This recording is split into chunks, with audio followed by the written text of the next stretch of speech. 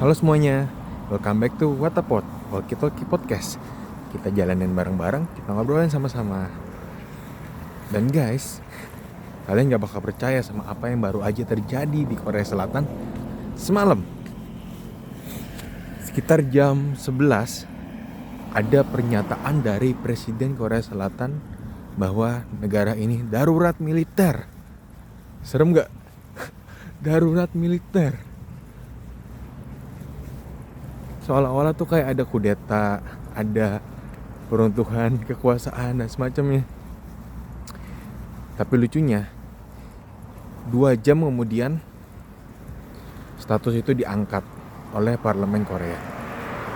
Gimana cerita lengkapnya dan dampaknya pada kita yang tinggal di Korea? Let's go kita bahas.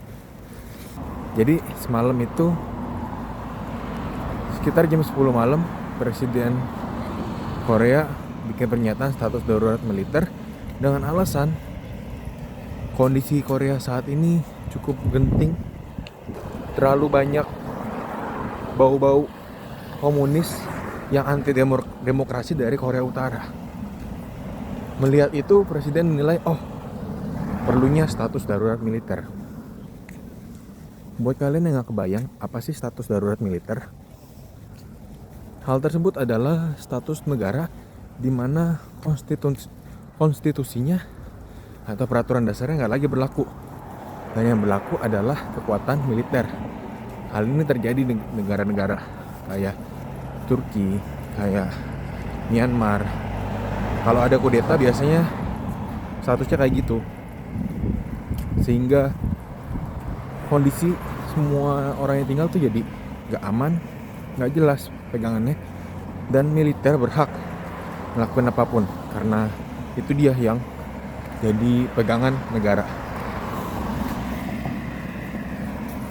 Dari sudut pandang gue sebagai mahasiswa asing, namanya orang Indonesia tinggal di luar negeri, ya mau nggak mau kita harus aware dengan kondisi politiknya.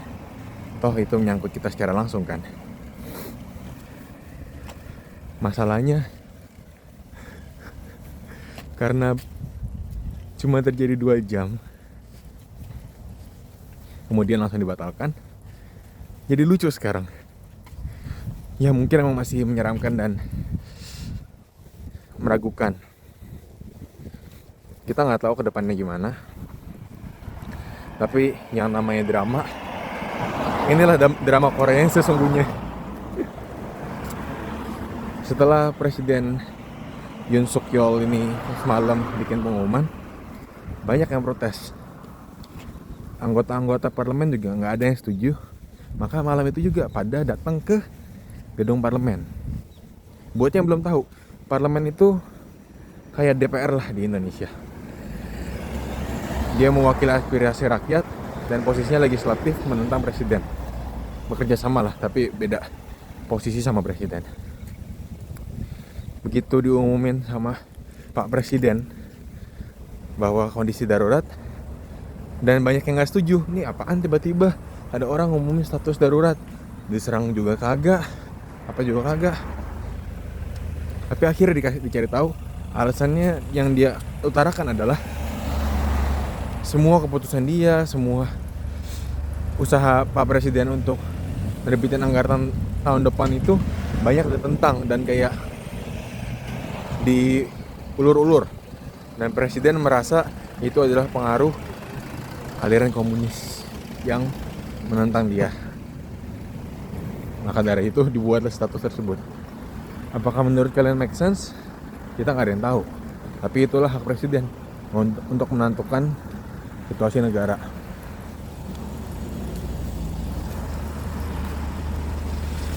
Ngomongin presiden sendiri, presiden yang kali ini di Korea itu saat kemarin menang pemilu 2022 memegang rekor sebagai presiden terpilih dengan gap paling kecil. Jadi wajar banyak kontroversi dan banyak yang menentang. Balik lagi ke cerita semalam. Setelah diumumin pengumuman tersebut, bahasa Inggrisnya tuh martial law, jadi keadaan darurat dan semua di bawah militer. Parlemen langsung datang ke gedung parlemennya. Di situ mereka akhirnya langsung voting untuk menentang dan gak setuju atas keputusan presiden itu. Jadilah sekitar jam 1 malam itu semua anggota parlemen langsung meeting dan membatalkan. Jadi status darurat militer sekarang per hari ini tanggal 4 Desember 2024 pagi gak ada.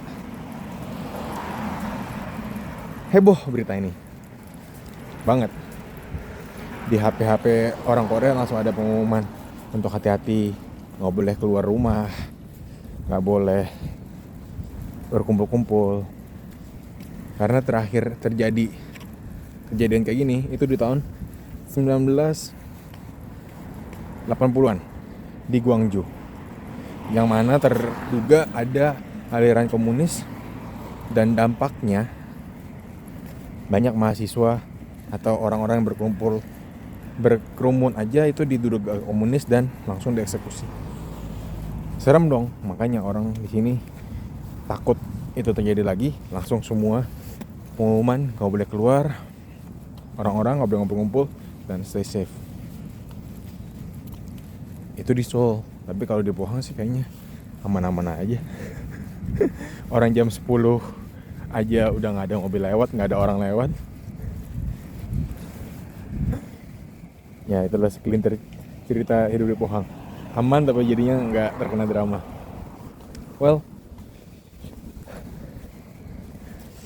dari cerita ini gue sebagai mahasiswa Indonesia di luar negeri bisa ambil pelajaran kalau kita nggak boleh apati sama kondisi politik di tempat kita tinggal, karena kita nggak tahu efeknya apa ke diri kita.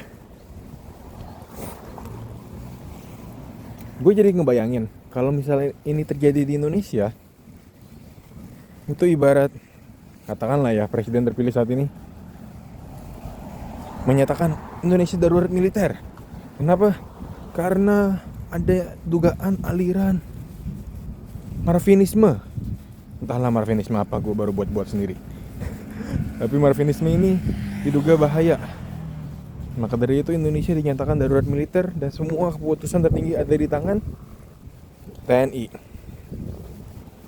Jam 10 malam. Apa yang terjadi?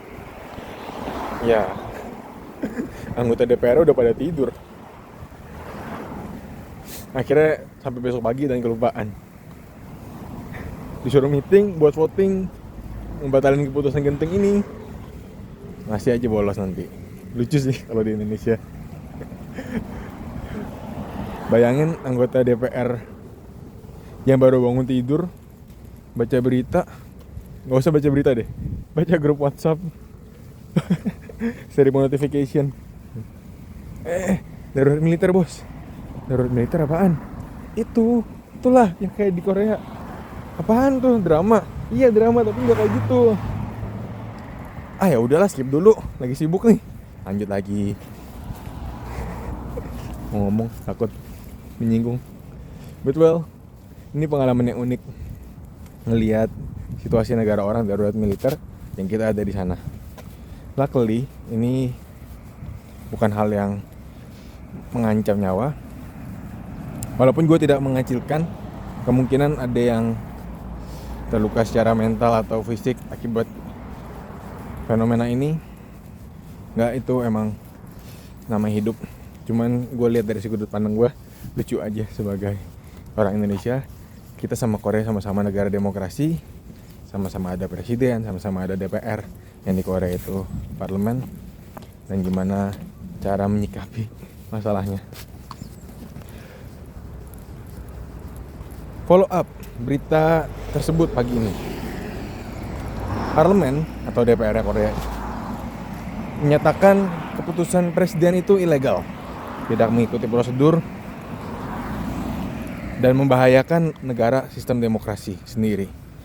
Makanya banyak ada yang bilang udah penjarain aja atau turunin aja, makzulkan presiden. Yang nggak tahu arti kata makzulkan itu kayak kudeta. Kita masih memantau kondisinya gimana ke depan. Tapi sebagai mahasiswa asing, pertama kali gue denger gue panik. Kenapa? Gue pikir Korea Selatan diserang sama Korea Utara, dibom, dilempar racun biohazard. Itu serem. Dan ini bukan sesuatu yang menghayal-hayal. Pernah terjadi di pertengahan tahun, ada kiriman dari Korea Utara lewat balon yang berisi racun biohazard yang bikin orang sakit. Tapi untungnya penyebab terjadinya status darurat militer semalam lebih ke baper ya. Ya, kita lihat aja follow up-nya gimana. Semoga cerita ini bisa jadi pembelajaran juga buat teman-teman Indonesia yang lagi tinggal di luar negeri, untuk aware sama kondisi politik luar dan bisa ngambil pelajaran buat kondisi politik kita di negara kita. Itu aja cerita drama darurat militer ini. Ketik opini kalian di kolom komentar. Gimana kalau misalnya ini terjadi di Indonesia dan tiba-tiba besok pas kalian bangun, loh, Indonesia sekarang darurat militer. Apa yang akan kalian lakukan? Oke, itu dulu aja. See you next time.